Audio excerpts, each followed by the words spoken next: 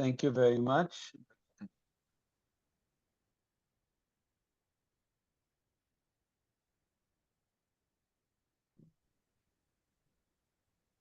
Okay.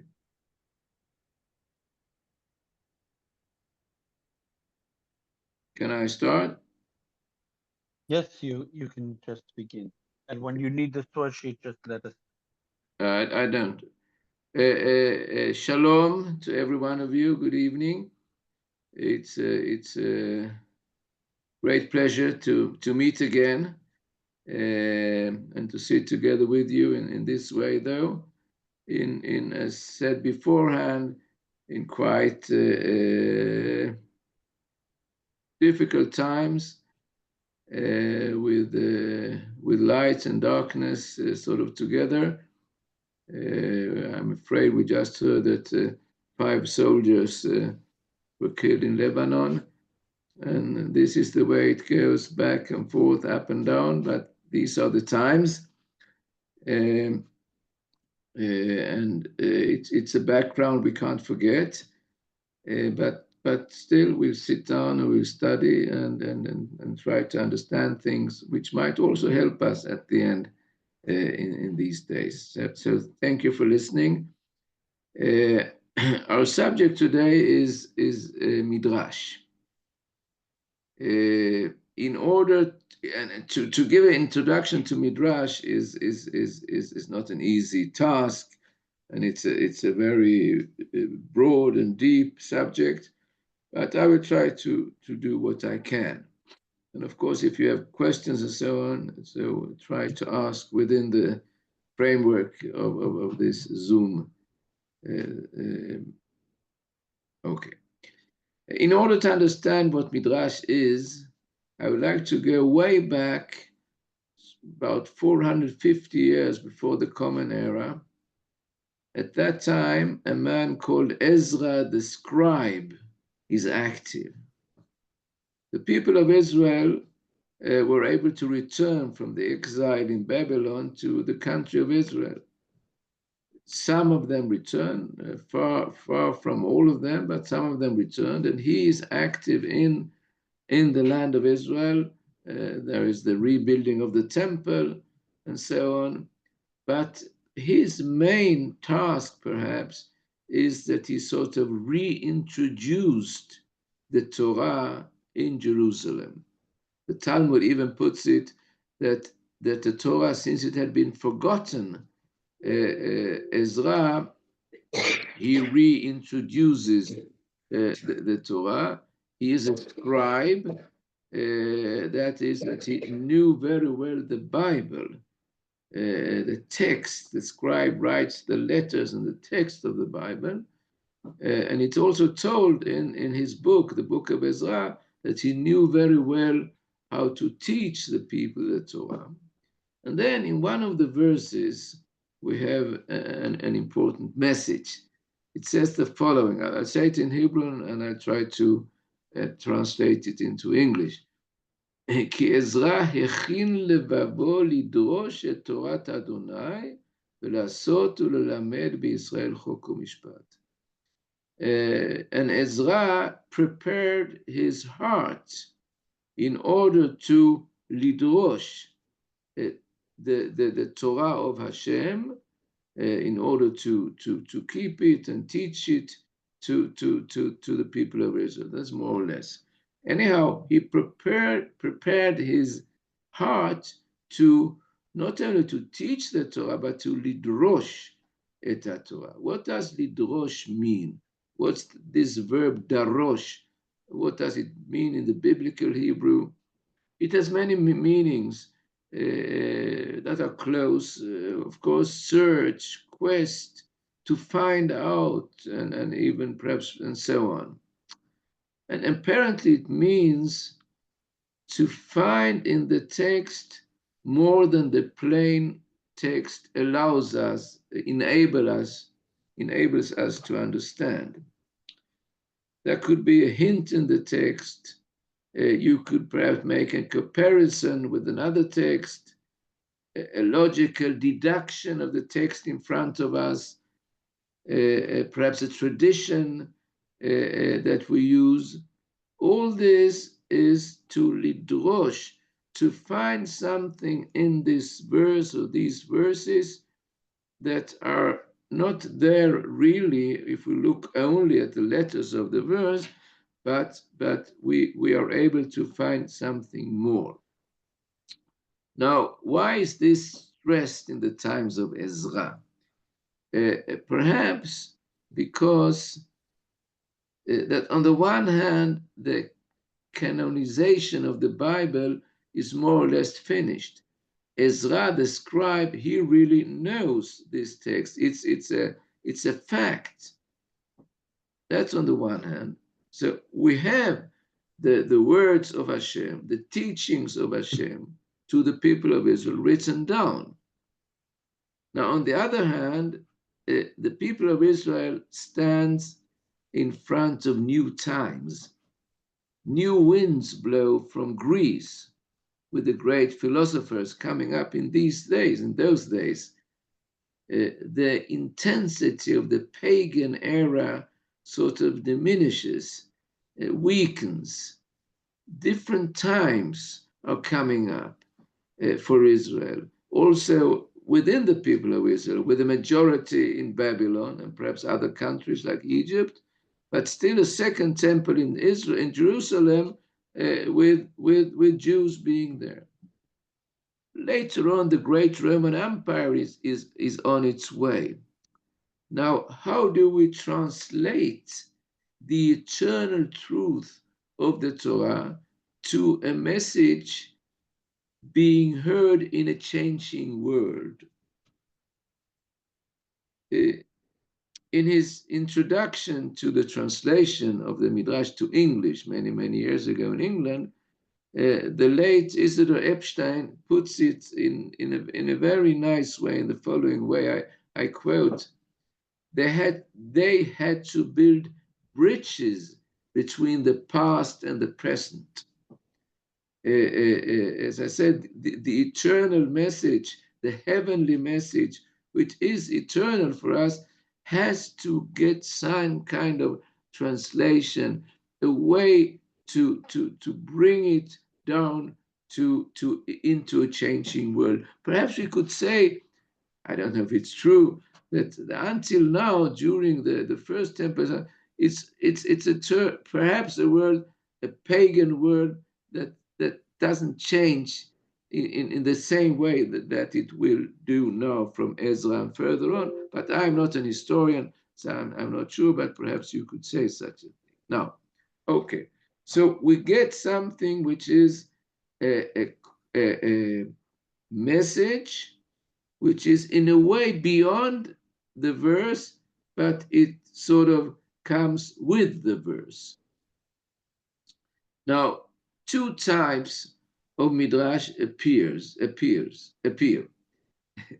There is one halachic Midrash, Midrash halacha, and there is one Agadic Midrash. I will soon define these two Midrashim. I already tell you now that in these lectures, these shiurim that we will have today and further on, we will deal with Agadic Midrashim, and I will soon, as I said, try to explain what it is. The halachic Midrashim, they deal with a way to show the heavenly oral law as emerging from the Torah verse. That's one part of it.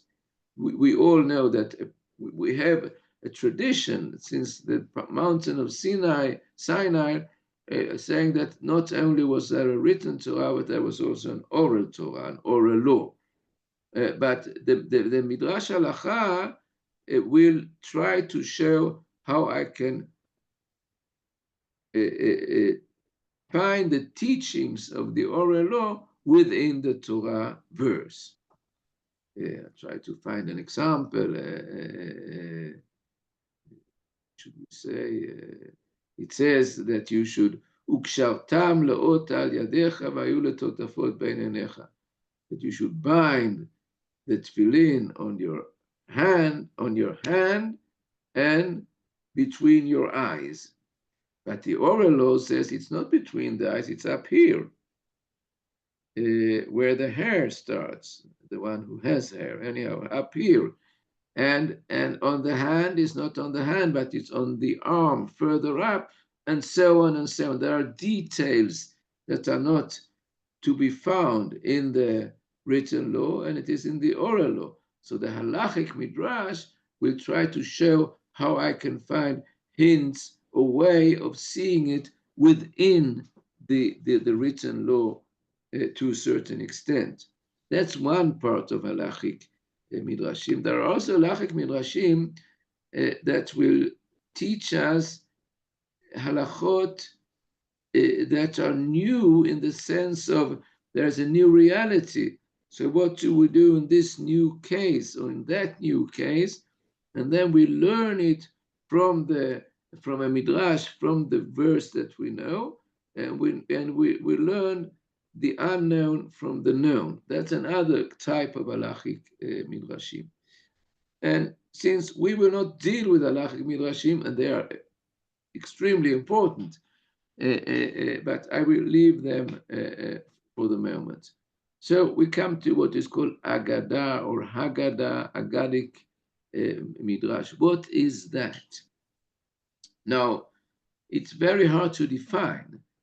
More clever person than me tried to define it, and they didn't succeed. And at the end, they came to a negative definition. An Aggadic Midrash is not halacha. It deals with all kinds of things. It deals with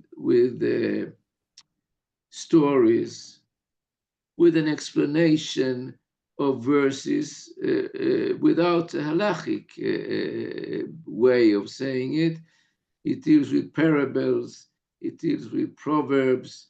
It deals with all kinds of things. It deals with Weltanschauung, way of understanding things, and so on and so on. It deals with ethics, and really, you can sort of understand what I'm saying. There we have the Midrash, and that is Midrash Agadah. Now, where do we find these Midrashim? There are many compilations of Midrash Agadah. I would say the earliest that we have today is from the end of the time of the Mishnah, let's say 200 something after the Common Era, and they were edited in the country of Israel. Examples of these, which we would call early Midrashim, is, for example, Bereshit Rabbah. The Rabbah is not important. It's a Midrash on Bereshit, which deal with almost every verse in Bereshit.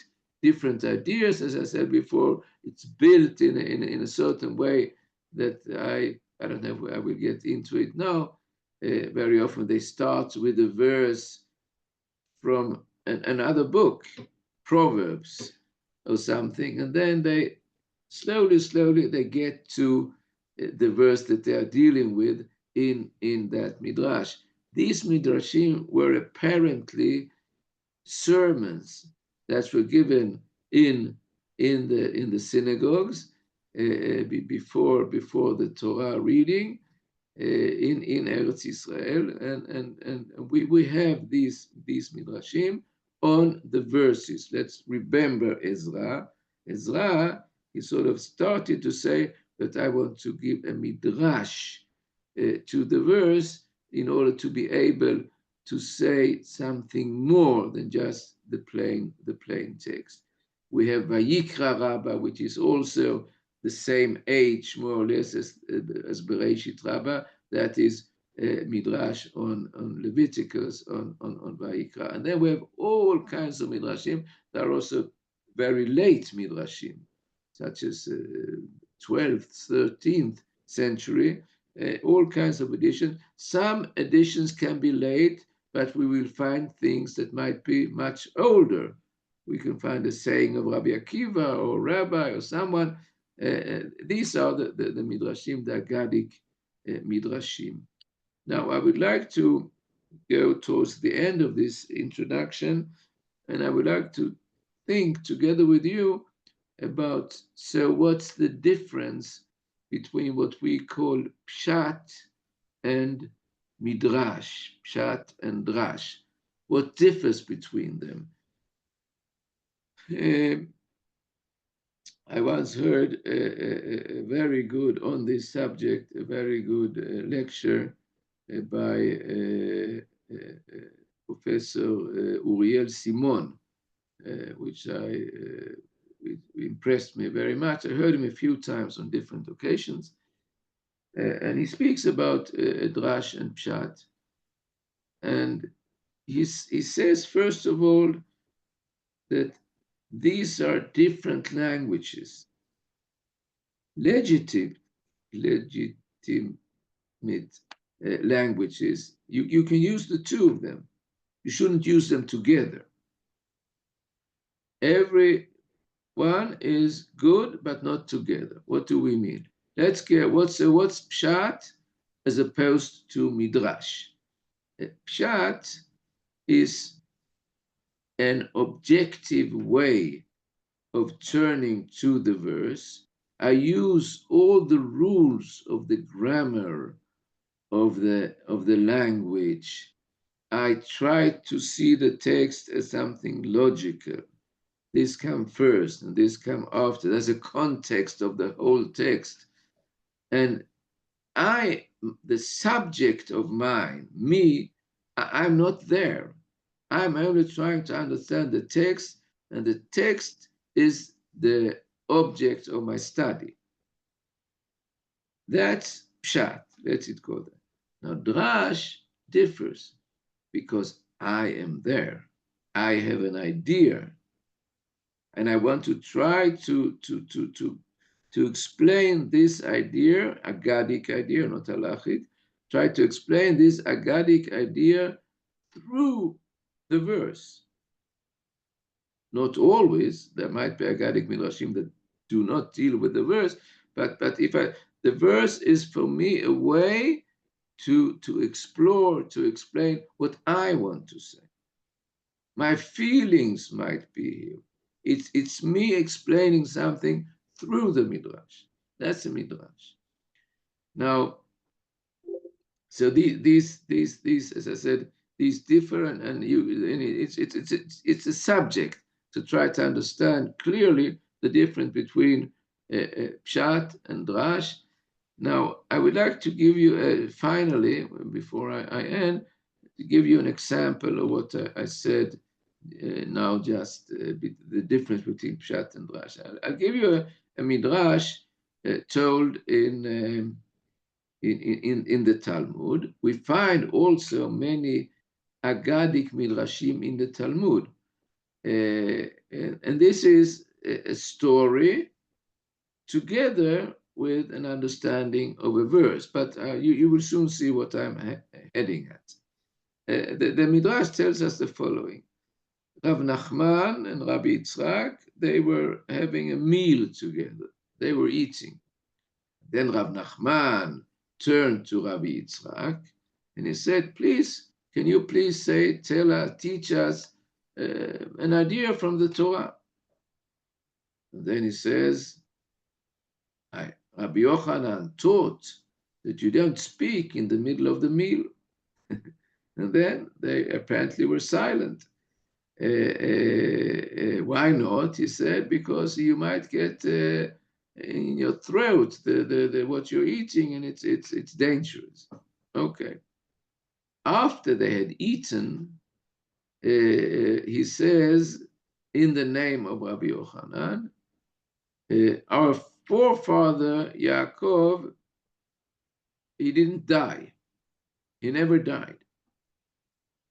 So his friend of Nachman, his host, he says, how can you say such a thing? It says in the Torah that he were he died, he was buried, and so on and so on. So how can you say that he didn't die? And then he answers, Mikra ani doresh. I'm making a midrash on a verse. And then he quotes a verse from the prophet Isaiah, Yeshayahu, and he shows that one could say that Yaakov Avinu did not die. Now, it's interesting that his friend Rav Nachman says, it says in the Bible that Yaakov Avinu passed away. So how can you say he didn't die? And he doesn't discuss what's told in the book of Genesis about the death of Yaakov. He says, Mikra ani doresh.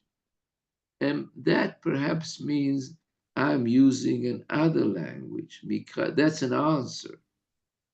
Nachman said, how can you say such a thing? It doesn't go together with what is said in the Torah. Mikrani doresh. I'm making a midrash on a pasuk, and that's a good answer because he says there is another language, there is another way to teach Torah, which doesn't really go according to the plain text of the Torah. And as we said beforehand, it's important to try to be keen on that you don't mix them together. It's very important. But anyhow, this is an example of a midrash, and saying that using a midrash is an answer if someone says, but it doesn't say this in the pasuk, and that is what he said. I hope I have said all what I wanted to say. So this is a short introduction to Midrash. We started with Ezra. We showed that there are two types of Midrash, Halacha and Agadah. We are dealing with Midrashei Agadah, and that is what is going to be dealt with in these shiurim. Thank you for listening. Toda rabba. תודה. Meir, before Michael begins, if I can just Yeah. to understand, like this final example that you gave. So what is maybe it's a funny question, but what is the truth? The Torah tells us one thing, and you say there's another language in which another truth is possible. Or how am I supposed to understand it as an introduction when I'm opening the Midrash? How am I supposed to approach the text? Okay. Okay, that's a good question. And I think the example I brought, there we can easily explain it.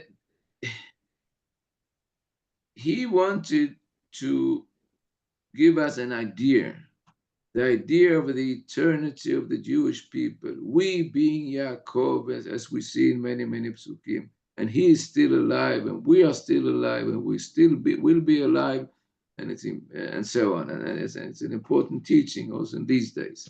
And Yaakov Avinu lo met. That's a great teaching. He knows that the person Yaakov, he passed away, but he is allowed to use this sentence saying Yaakov didn't die to show us that we are still alive. We are the Yaakov and we are the Bnei Yaakov and so on. And I think that's the answer always, that we don't say that they sort of, you are right if we get into halachic midrashim, but that's another subject I want to get into. Okay. Thank you very much, Meir. I can just maybe add to this, just to say, just to add just one sentence. He has an agenda. He has an agenda. It doesn't mean Yaakov died. There's a whole story about what happened when Yaakov died. You can't say he didn't die. He died. He was buried. They brought him, and so on. Everything. This is not. That's what happened. but his drash, his midrash is another language, is a valid language for us, for him to make a point which he wants to make in order for us to teach something important. And this is the midrashic language. Okay? Now, sometimes the midrashic language helps us to understand what is in the verse. And this I will go into now.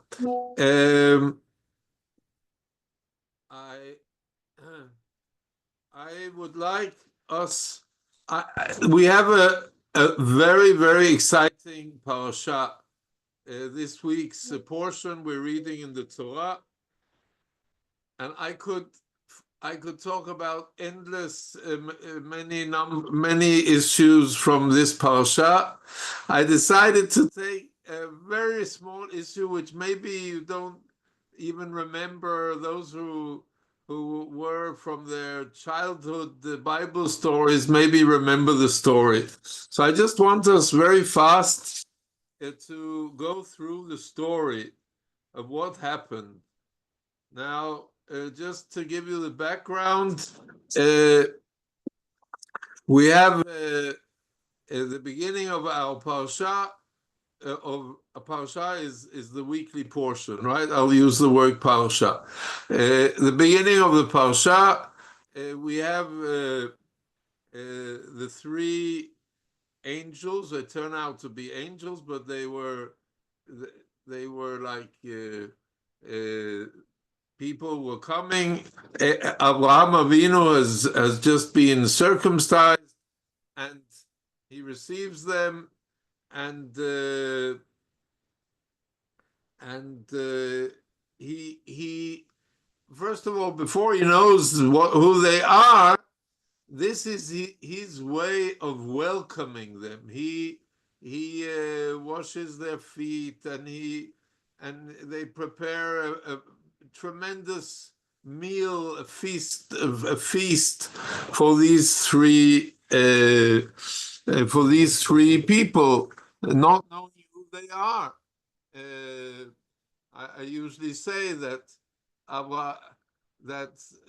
those who treat angels like people, Abraham treats every person as an angel, and he didn't know.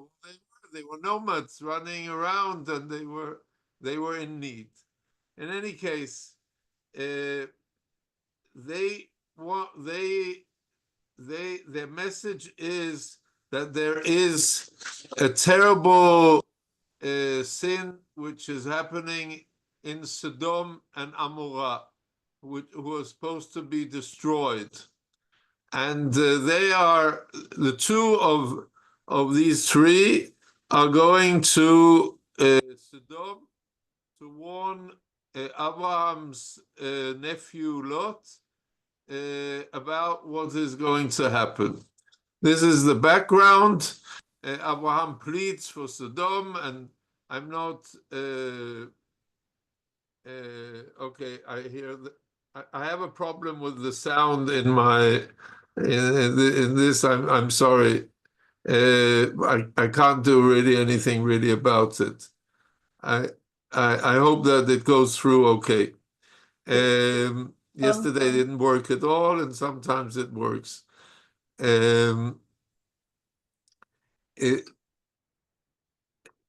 So I want us just very fast to read the chapter in the Torah. Maybe somebody else can read it, then you will hear it better. Can you put it up on?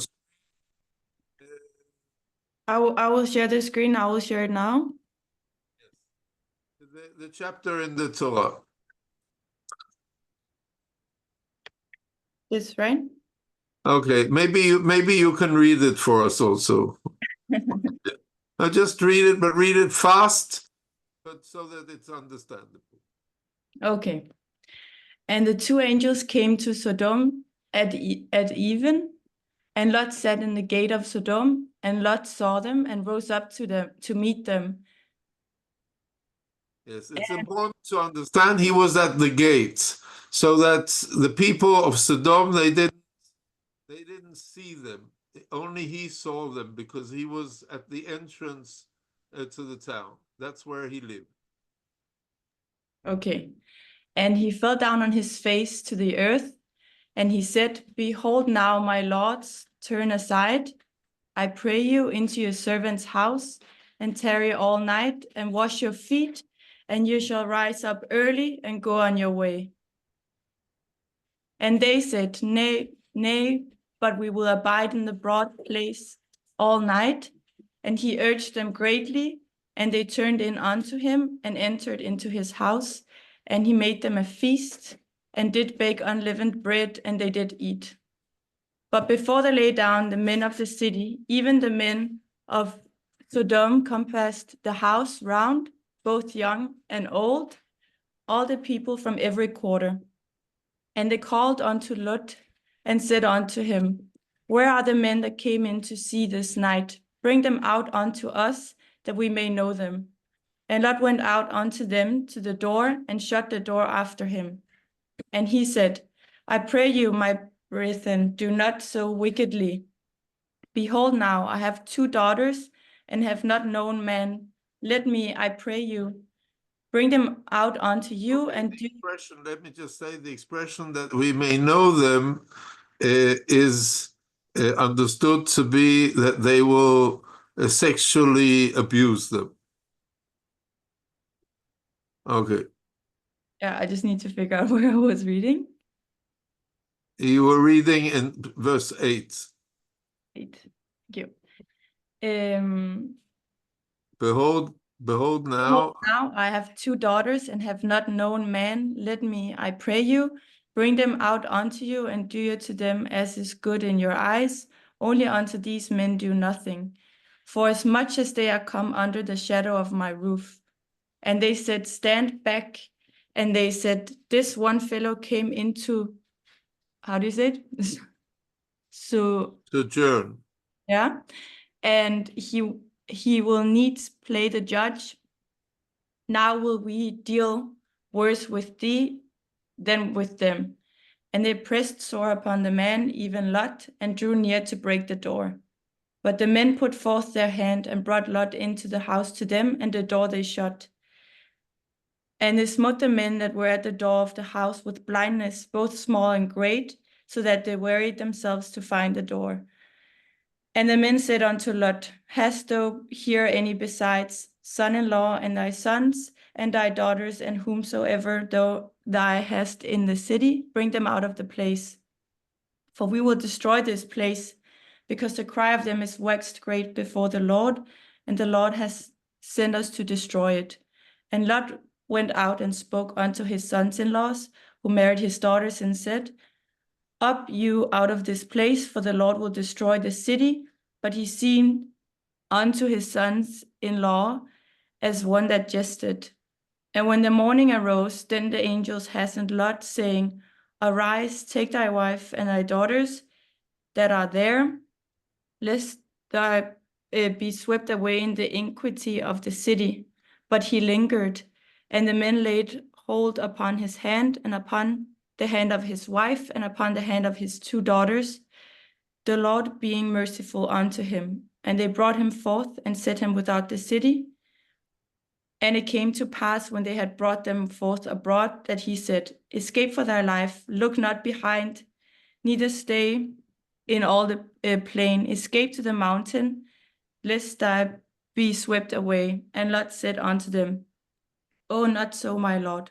Behold, now thy servant hath found grace in thy sight, and thou hast magnified thy mercy, which thou hast shown unto me in saving my life, and I cannot escape to the mountains, lest the evil overtake me and I die.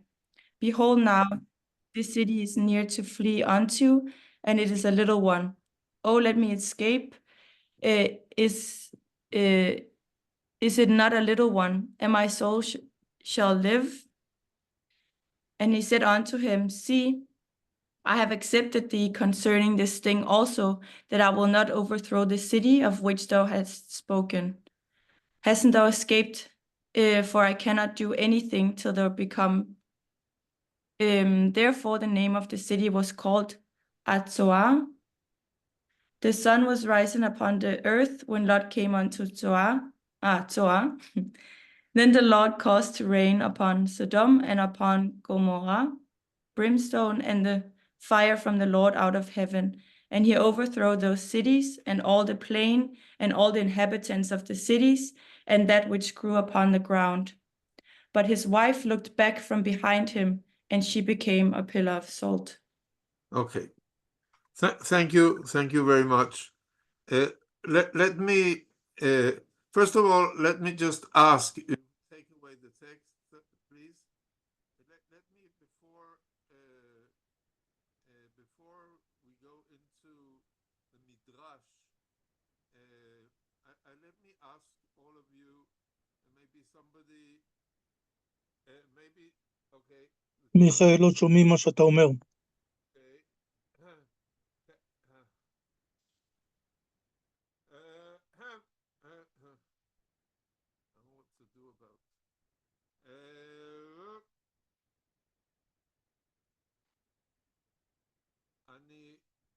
Okay, לא שומעים. Now you can hear me. עכשיו שומעים. Okay, it's a problem, this thing. Let me ask you first of all, what do you think about Lot's behavior? Can somebody answer just shortly? Take away the text, Olivia.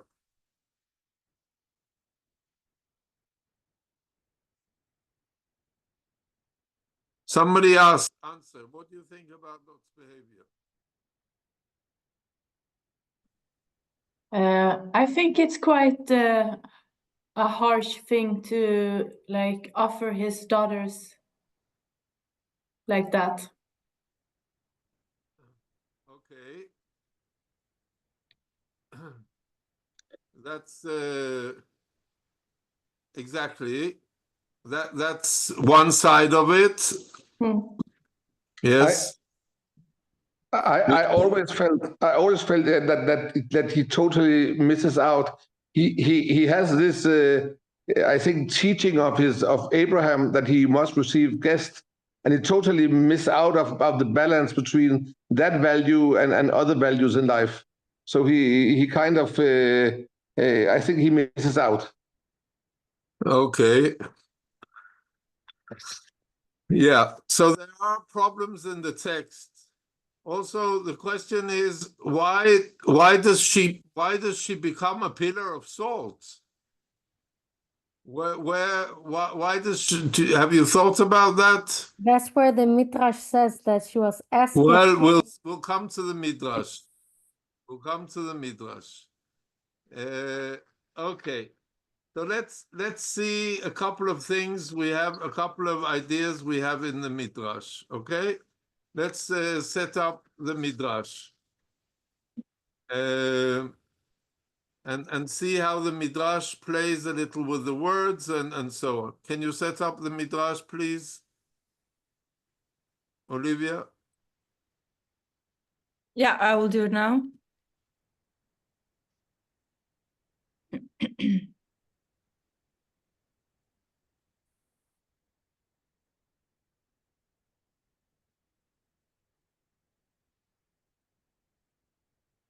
Okay.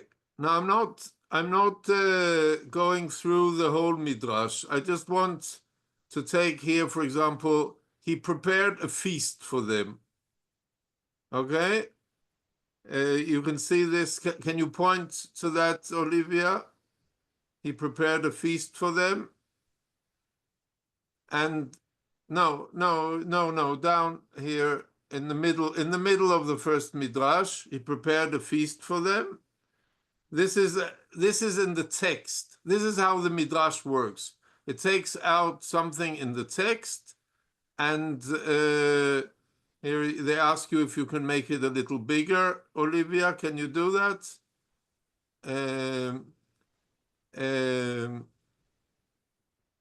Great. That was great. Okay, he prepared a feast for them. What why does he do that? Because this is what he's learned from Abraham, that he had spent time in the house of our forefather Abraham, and we know from the chapter we've just read how Abraham he grew up there. The Midrashic text says Gidul, uses the word Gidul, Wa'abet Gidul Shel Abraham. At least some of the texts say that. He was grown in. Now, like Michael before said, it wasn't in all concerns that he was Abrahamic, but in this aspect, to welcome guests and to take care of them, to protect them, and to prepare a feast for them, to prepare food for them, and to protect them in this sense. In this sense, specifically, he was Abrahamic. We know that he chose to go and live in Sodom. When he could decide where to go and live, he decided to go and live in this place, Sodom. And we have other midrashim, which I haven't brought here, who tell us how things were in Sodom. There are midrashim, very imaginative midrashim, who tell us how Sodom was a very rich place. The Torah says that. It was Kigan Hashem. It was like the Garden of Eve, and like in Egypt, where there was so much wealth. Egypt had the Nile, so there was so much wealth there, but they wanted to keep all the wealth for themselves, and they were suspicious of outsiders' desire to share in the wealth, and therefore, there were stories, there were midrashim about when a beggar would come into Sodom, they would give him a coin. Everybody would give him a coin, and they would write their name on the coin, but they would take care that nobody would sell him even a piece of bread. So he would have all this money and be very pleased that he had all this money, and he would die of hunger. And then when he died of hunger, everybody would take back the coin they had given him, and that's what they did. Another story, which I'll just mention also to tell you, this was how they did in Sodom, that once a beggar came, or a poor person came to Sodom, and there was a maiden who couldn't stand to see him dying of hunger. So she brought him water and some food, and when people saw that he didn't die, then they found out that it was this maiden who gave him food. So what did they do?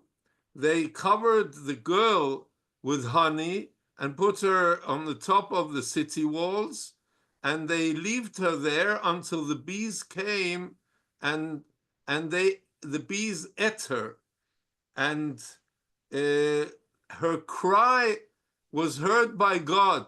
It says in the Torah, again, the Torah just says that God heard the cry coming up from Sodom.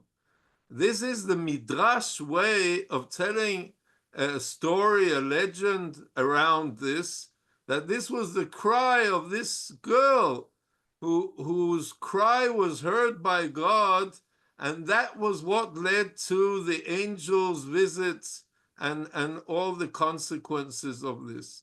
So again, back to what we have here. We have Lot, who wants to take care of these guests. He's learned this from Abraham, but at the same time, he's not totally Abrahamitic, because he wants to live in Sodom. He wants the wealth. He wants to live there. So he does things which are not very good. He's willing to sacrifice his daughters. But this he has learned from our forefather Abraham. And then it said that he baked matzot, okay, matzot, unleavened bread, matzot. And Rabbi Yitzchak comments to this. The word matzot in Hebrew has a double meaning. It's a game of words. The word matzot can be unleavened bread, but it can also be matzut. Matzut is quarrel. Masa umeriva. Matzah umeriva. It can be a quarrel. So apparently he baked matzut, he created a quarrel in his home. Now what was the quarrel about? It was about salt. He was baking the matzot, but he said to his wife, give the guests a little salt. Remember we talked about salt? Now this salt was something which was very, very expensive. It was not, it was a luxury. And you don't, but food without salt, without spice, without salt is not very tasty. So he said, give them a little salt.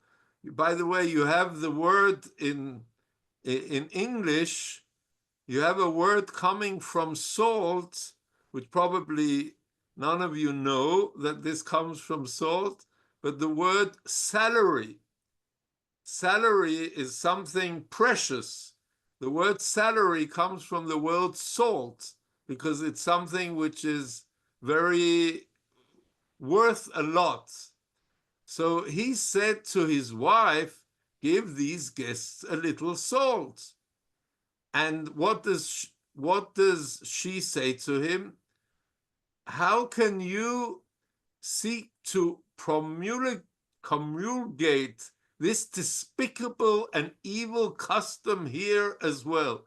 How can you take this custom which you've learned from Abraham and you want to bring this here to Sdom, that this is how we should treat foreigners who come here, even with salt? Not only that they give, that you want to bake for them, but you want also to bring them salt. This is something which is unbearable. And we shall see how this then develops in the next Midrash, with what happens with this. So the next Midrash says, I want the text in as much, if you can point to that, in as much as they came under the shelter of my roof. Okay? Now, the word, this is again an interpretation. It's a midrash. It's not the plain understanding, as Rav Meir said. It's not the plain understanding. The plain understanding is the shelter of my roof. That I want to protect them because they're under my roof. But the Midrash notices that it uses the word the shelter, and it uses the word my roof, my roof. So how does the Midrash explain this? Not due to my merit, but due to the merit of Abraham, of Abraham Avinu. That it's not me. Why?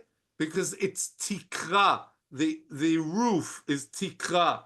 Now, in another place, Abraham is called the one who, he is the shelter of the world. Abraham is the shelter of, we know that Abraham gave a blessing to the whole world. Abraham is the shelter of the world. So it is really, he comes, Lot, it's not Lot, it's the shelter of Abraham. So therefore, I have to do this. I have to do this. So this is one way of explaining it. The Midrash gives another explanation, another interpretation. Inasmuch as they came under the shelter of my roof, this teaches us that she, Lot's wife, moved them, the angels, to the side of the house. She said to them, if you want to receive them in your parts of the house. Like their house was divided in two. She was living in her parts of the house, he was living in his part. So when it says the shelter of my roof, right? So this stresses that she didn't want anything to do with these people. Okay, they're your guests. They're not my guests. They can stay in your parts of the house, not in my parts of the house. And then finally, when in the last midrash we have here, his wife looked behind him, and she became when they had left the city, she looks back and becomes a pillar of salt. Rabbi Yitzchak said this was because she sinned with salt on that night that the angels came to Lot. What did she do? She went to all her neighbors and said to them, now she didn't have salt, and he said, bring me some salt. So what did she do? The Midrash gives us an explanation. How did the neighbors know at all that there were guests here? So she went to the neighbors and she said, give me. She didn't ask them for a little salt. No, she said, give me salt because we have guests. Now, when she said that, she knew that that would arouse the neighbors. She knew that that would arouse them, because her intention was that the residents of the city then would become aware that there were foreigners there, and then they would come and grab the foreigners. This was her intent. So she didn't say, give me some salt, a little salt, we need some salt. No, she would say, we have guests, we have foreigners, which is something which is an abomination in Sodom. They don't want foreigners there. They don't want to give anything to anybody who doesn't live in the city. So the moment she says that, she knew what would be the result. Now, the meaning then is when she looks back, when they live and she looks back, that is because she, as opposed to Lot, who belongs to Abraham and is in Abraham's family, she's part of Sodom. And she looks back because she feels that she belongs to Sodom. And so when Sodom, the punishment of Sodom is that the whole thing goes up and becomes salt. The whole of the city becomes salt. It goes up and we know that also today, that this is the most salty place. It's the Dead Sea, which is the most salty place in the world. It's the most deep place in the world, and the Dead Sea and so on. That when she looks back, it shows that she cannot, it's not that she's just looking back, she wants to connect. She cannot disconnect from that evilness of that city of Sodom. And then she gets a punishment, which is the punishment, as we say, midah keneged midah, which she sinned with the salt. Her sin was in the salt, was in her not being willingness through the evilness of the salt, not wanting to be like Abraham Avinu, but she sinned with the salt and she could not disconnect from that sin, and therefore she became a pillar of salt. So we see how the Midrash gives us explanations which are not given in the text at all, but also teaches us a moral lesson, a clear moral lesson of how to welcome guests, and what really was behind the sin of Sodom, and uses the text again, games of words of matzot, right? Matzah, unleavened bread. That this was the harsh discussion which was in the home of Lot and his wife, and how the salt became the motive around which they split ways, and then this became also the result of the punishment, which was unbearable, because there was nothing left except for the whole thing coming to salt in Sodom. So that I wanted to show this. It's just one of so many fascinating midrashim, but just to show how the midrash both plays with the words and gives us also a whole view of